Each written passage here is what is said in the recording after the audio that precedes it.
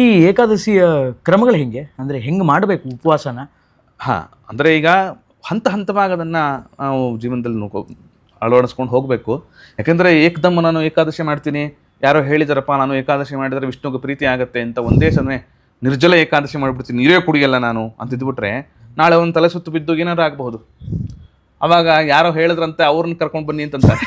ಅದರಿಂದ ಅದೆಲ್ಲ ಆ ರೀತಿ ಮಾಡುವಂಥದ್ದಲ್ಲ. ಪ್ರಾಕ್ಟೀಸ್ ಬೇಕು ಅದಕ್ಕೆ. ಅದು ಶನೈಹಿ ಅಂತ ಮಂದವಾಗಿ ಹೆಜ್ಜೆ ಹೆಜ್ಜೆಗೆ ನಾವು ಮೇಲಕ್ಕೆ ಹೋಗಬೇಕು, ಒಂದು ಮೆಟ್ಲು ಹತ್ತಿಗೆ ಹೋಗಬೇಕು ಹೊರತು ಒಂದು ಪ್ರದೇಶದಿಂದ ಮೇಲಕ್ಕೆ ಹತ್ತಬೇಕು ಅಂದರೆ ಮೆಟ್ಲು ಹತ್ಕೊಂಡು ಹೋಗಬೇಕು, ಜಿಗಿಯಕ್ಕಾಗಲ್ಲ, ಬಿದ್ದು ಬಿಡ್ತೀವಿ ನಾವು. ಹಾಗೆ ಏಕಾದಶಿ ಮಾಡಬೇಕಾದ್ರೂ ಕೂಡ ಹಂತ ಹಂತವಾಗಿ ಒಂದು ಸ್ವಲ್ಪ ತಿಂಡಿ ಮಾಡೋದನ್ನು ಶುರು ಮಾಡಿ. ಏಕಾದಶಿ ಊಟ ಮಾಡ್ತಾ ಇದ್ದವರು ತಿಂಡಿ ಮಾಡೋದನ್ನು ಇದು ಮಾಡಬೇಕು. ಅದಾದ ಮೇಲೆ ಸ್ವಲ್ಪ ಹಣ್ಣು ಹಂಪಲುಗಳನ್ನು ತೆಗೆದುಕೊಳ್ಳೋ ಅಭ್ಯಾಸ ಮಾಡಬೇಕು. ಕ್ರಮವಾಗಿ ಒಂದೊಂದು ಪದಾರ್ಥಗಳನ್ನು ಬಿಡ್ತಾ ನಿರ್ಜಲ ಏಕಾದಶಿಯನ್ನು ಮಾಡಿ ವಿಷ್ಣುವಿನ ಪ್ರೀತಿಗೆ ಪಾತ್ರರಾಗಬೇಕು. ಅಂದರೆ ಅದೇ ಆ ಉಪವಾಸದ ಕ್ರಮಗಳು ಹೆಂಗೆ, ಅಂದರೆ ಅದು ಹೆಂಗೆ ಸ್ಟಾರ್ಟ್ ಮಾಡಬೇಕು, ಹೆಂಗೆ ಅಂದರೆ ಶಾಸ್ತ್ರ ಏನು ಹೇಳುತ್ತೆ?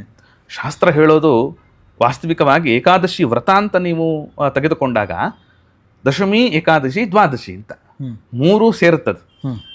ಬರೀ ಏಕಾದಶಿ ಉಪವಾಸ ಮಾಡಿಬಿಟ್ರೆ ಮಾತ್ರ ಪೂರ್ತಿ ಅಲ್ಲ, ಮತ್ತೆ ಅದು ಪೂರ್ತಿ ಅಲ್ಲ.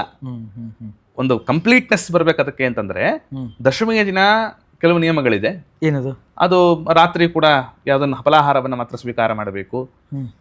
ಬ್ರಹ್ಮಚರ್ಯೆಯಿಂದ ಇರಬೇಕು. ಏಕಾದಶಿ ಹಿಂದಿನ ದಿನ ದಶಮಿ ಬ್ರಹ್ಮಚರ್ಯೆಯಿಂದ ಇರಬೇಕು. ಫಲಾಹಾರನ ಸ್ವೀಕಾರ ಮಾಡಬೇಕು ಅಂತ ಅನ್ನೋದೆಲ್ಲ ನಿಯಮಗಳಿದೆ.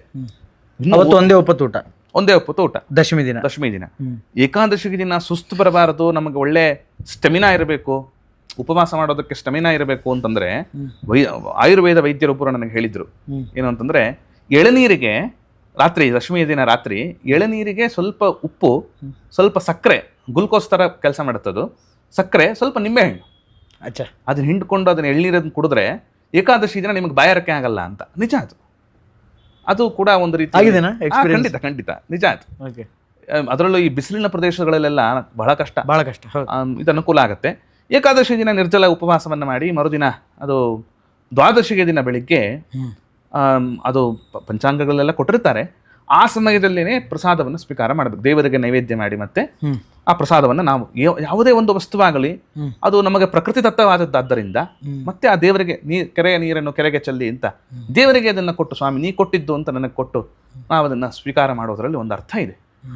ಅದರಿಂದ ದ್ವಾದಶಿ ದಿನ ಬೆಳಿಗ್ಗೆ ನಾವು ಆ ಥರ ಪಾರಣೆ ಅಂತ ಕರೀತಾರೆ, ದ್ವಾದಶಿಗೆ ಪಾರಣೆ ಅಂತ ತೀರ್ಥ ಪ್ರಸಾದವನ್ನು ಸ್ವೀಕಾರ ಮಾಡಿ ವ್ರತ ಸಮಾಪ್ತಿಯನ್ನು ಮಾಡಿ ದ್ವಾದಶಿ ದಿನವೂ ಕೂಡ ರಾತ್ರಿ ಏನೋ ತಗೊಳ್ಳೋ ಹಾಗಿಲ್ಲ. ಅಂದ್ರೆ ಫಲಾಹಾರ ಸ್ವೀಕಾರ ಮಾಡು, ಅದು ಪೂರ್ತಿ ಆಗತ್ತೆ ಅವಾಗ. ಕಂಪ್ಲೀಟ್ ವ್ರತ ಅದು. ಅಂದ್ರೆ ಇದು ದಶಮಿ ದಿನ ರಾತ್ರಿಯಿಂದ ಸ್ಟಾರ್ಟ್ ಆಗಿ ದ್ವಾದಶಿ ತನಕ ಮುಗಿಯುತ್ತೆ. ಇದು ಏಕಾದಶಿ ವ್ರತ ಅಂತ ಕರೀತಾರೆ ಇದನ್ನು.